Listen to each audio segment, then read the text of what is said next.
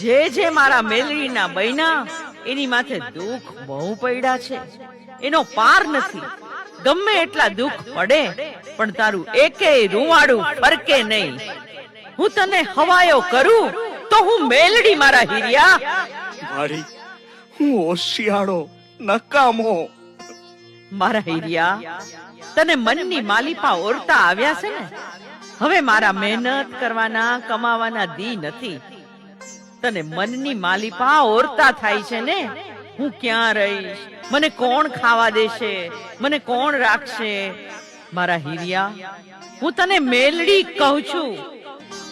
સાંભળ, સામું તળાવ દેખાય છે, એમાં સાજ બહુ ઉગ્યું છે. દીકરા, ઈ તળાવમાંથી સાજની 2 કોળી વાઢી લે. પછી તળાવની પાળ માથે બેઠો બેઠો એક કંડિયો બનાવ. પછી તું ભાળ એમ આ નાળિયેરમાંથી હવાવેતની નાગણી થઈને નીકળું. એને તું ભળાય એમ કંડિયામાં બેસી જાવ ને તો એમ માનજે હું પારગરી મેલડી બોલી તી.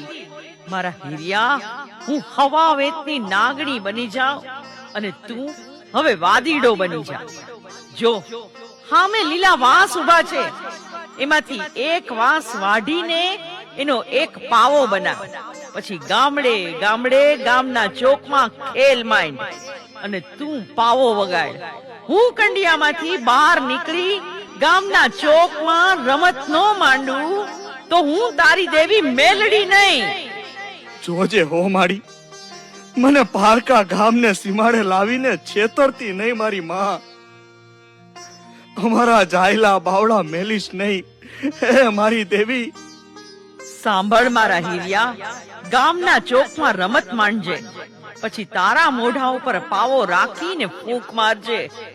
તું પાવો વગાડ, એમાંથી 36 રાગ રાગણી મારે મેલડીને કાઢવાના છે. તને પાવો આવડે કે નો આવડે, તું ખાલી પાવાને ફૂંક મારજે. મુંજાતો નહીં દીકરા. પછી ગામડે ગામડે વાદીનો વેશ લઈને રમત માંડજે. મારા હીરિયા, તારું ભલું થશે.